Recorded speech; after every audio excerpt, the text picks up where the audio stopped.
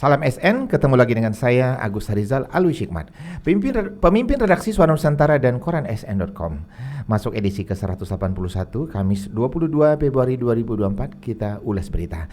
Dan seperti biasanya, ulas berita saya ditemani redaktur pelaksana Dedi Suhendra. Assalamualaikum, Dad. Waalaikumsalam, Kak. Tetap semangat, Dad, ya. Tetap, ya. Dan kita akan memberikan informasi kepada penonton Lesa SN lewat ulas berita. Ya. Dan kita akan ulas berita untuk berita-berita yang sudah terbit ya. Di Suara Nusantara edisi cetak dan Koran SN.com yang terbit hari ini Kamis 22 Februari 2024. Ini tampilan korannya. Oke, tim kreatif bisa lihat ya. Nanti diperlihatkan PDF-nya ya. Oke, Dad. Tadi sebelum syuting kita udah sepakat ya, akan membahas tentang berita HL hari ini. Ungkap tuntas dugaan korupsi 1,3 triliun rupiah. Ini tentu menjadi misteri, Dad ya. Karena perkaranya sendiri belum diungkap oleh Kejati Sumsel. Dari keterangan yang Dedi dapat saat jumpa pers di Kejati Sumsel, apa itu? Silakan, Dedi. Ya, Kak, waktu jumpa pers di Kejati Sumsel, Kak ya, Kejati Sumsel Yulianto dalam press release-nya dengan sejumlah wartawan, Kak ya, dikatakan Kejati Sumsel bahwa saat ini Kejati Sumsel sedang melakukan penyidikan dugaan kasus korupsi yang kerugian negaranya 1,3 triliun, Kak ya. Dalam press release tersebut kemudian wartawan mempertanyakan nama perkara itu, Kak ya. Namun Kejati Sumsel belum menyampaikannya dan dikatakan Kejati Sumsel tunggu tanggal mainnya. Terkait hal tersebut kita sudah mencoba mengkonfirmasi dengan Kasipenkum Kejati Sumsel Fani Yulia Ekasari SMH.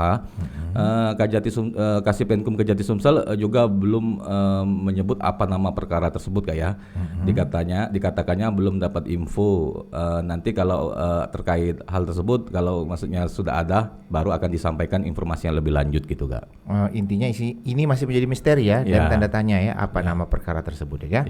Terkait dugaan korupsi ini ya, Dedi pernah mewawancarai pengamat hukum Sumatera Selatan Ibu Sri Sulastri minggu lalu kalau nggak salah ya.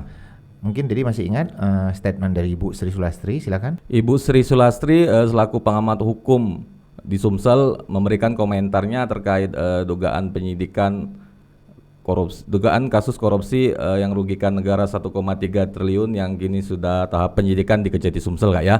Di mana dikatakan Ibu Sri Sulastri harusnya Kejati Sumsel mengumumkan nama objek perkara dugaan kasus tersebut karena perkara tersebut sudah tahap penyidikan.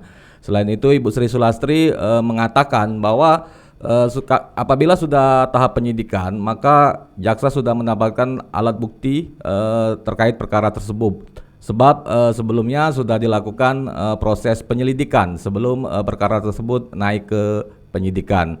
Selain itu, Ibu Sri Sulastri memberikan komentarnya bahwa dugaan kasus korupsi itu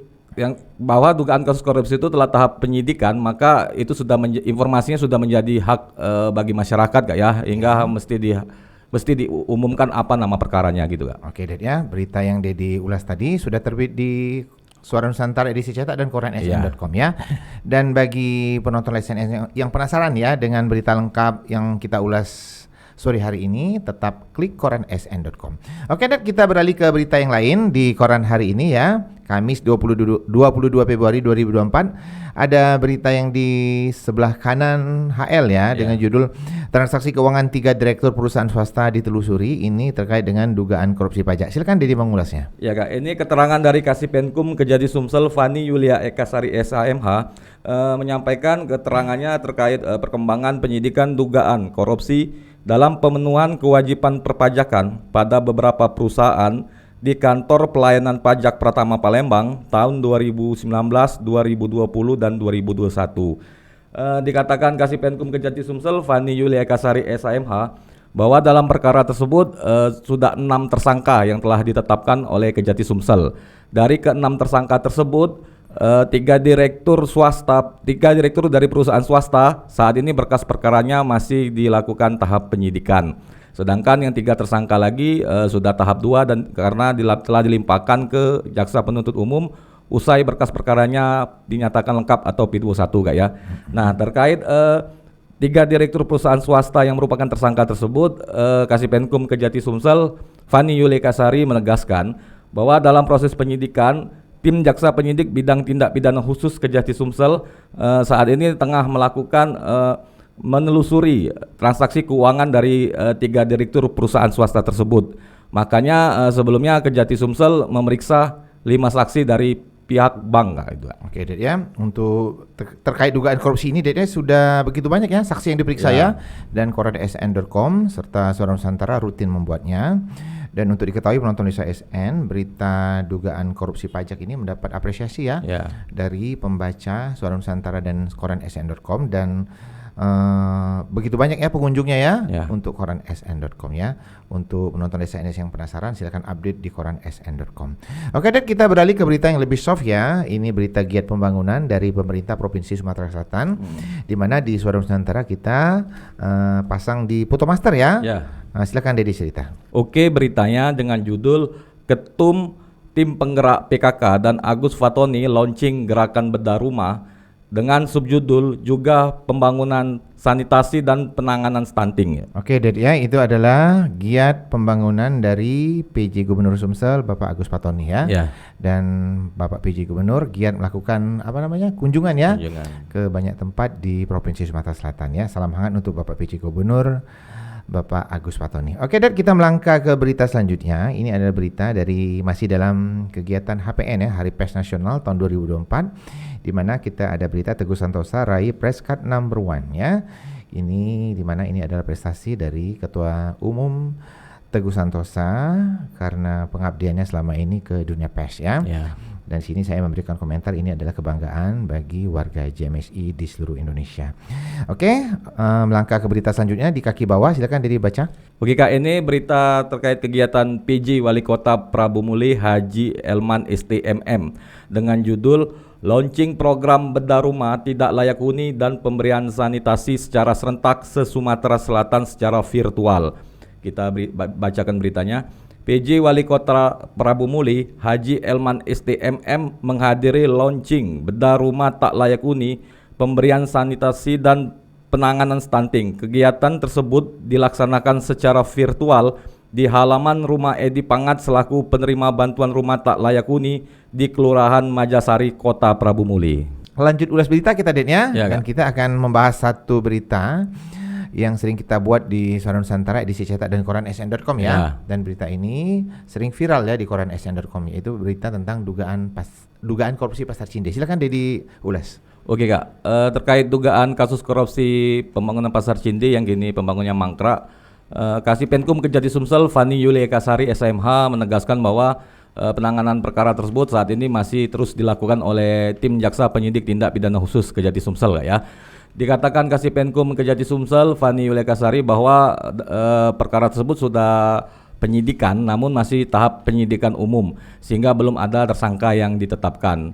Selain itu, Kasipenkum Kejati Sumsel Fani Yulia Ekasari memberikan komentarnya bahwa karena perkara tersebut masih tahap penyidikan umum, maka tim jaksa penyidik bidang tindak pidana khusus Kejati Sumsel terus melakukan serangkaian kegiatan serta tetap akan melakukan pemeriksaan para saksi dalam rangka menguatkan alat bukti itu Kak. Oke, Ded, kita mau kembali lagi ke Suara Nusantara edisi cetak ya.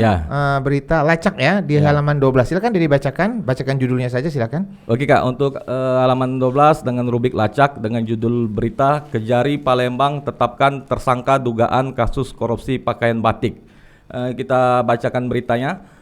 Kasih Penerangan Hukum Kejati Sumsel Fani Yulia Ekasari SHMH mengatakan bahwa tim penyidik tindak pidana khusus Kejari Palembang telah menetapkan satu tersangka dalam perkara dugaan korupsi pengadaan pakaian batik perangkat desa pada Dinas Pemberdayaan Masyarakat Desa Provinsi Sumsel tahun 2021 Kak. Hal tersebut dikatakan bahwa sebelumnya tersangka yang ditetapkan tersebut telah diperiksa lebih dulu sebagai saksi gitu Kak. Oke, lanjut ke berita di bawahnya Dan, silakan. Oke, berita berikutnya dengan judul Kejari Lahat kebut pemeriksaan saksi dengan dugaan kasus korupsi di Inspektorat Lahat. Kita bacakan beritanya. Kejaksaan Negeri Lahat kembali melakukan pemeriksaan saksi terkait penyidikan dugaan korupsi Inspektorat Kabupaten Lahat tahun anggaran 2020. Terkait hal tersebut, Kejari Lahat Toto Roy Dianto melalui Kasih Intel Kejaksaan Negeri Lahat Zid Mutakin menyampaikan bahwa para saksi terus dilakukan pemeriksaan gitu Kak. Oke. kemudian kita baca di halaman pemerintah dan pembangunan ya. Nanti tim kreatif tolong PDF-nya ya. Halaman politik dan pemerintahan di berita HL itu ada berita dengan judul permohonan sertifikat kekayaan intelektual di Sumsel meningkat. Kemudian berita di bagian bawah ada berita yang berjudul Kapolda Sumsel ingatkan terkait stabilitas Kamtipmas pasca pemilu 2024. Kemudian ada berita satu lagi, Imigrasi Palembang sosialisasikan layanan M-Paspor dan E-Paspor. Kemudian di halaman sebelahnya, halaman 3, itu ada halaman Muba Sinergi, Muba Terus Berkarya. Ini adalah giat dari PJ Bupati Muba, Bapak Apriyadi Mahmud. Kita kirim salam dulu untuk Bapak Apriyadi ya, salam hangat dan salam sukses untuk Bapak PJ Bupati Muba.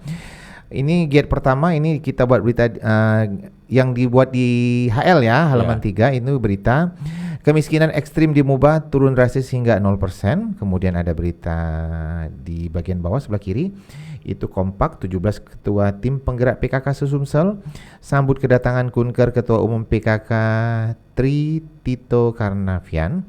Kemudian ada berita yang di sebelah kanan berjudul peringatan Isra Mi'raj Pemkab Muba gelar tablik akbar.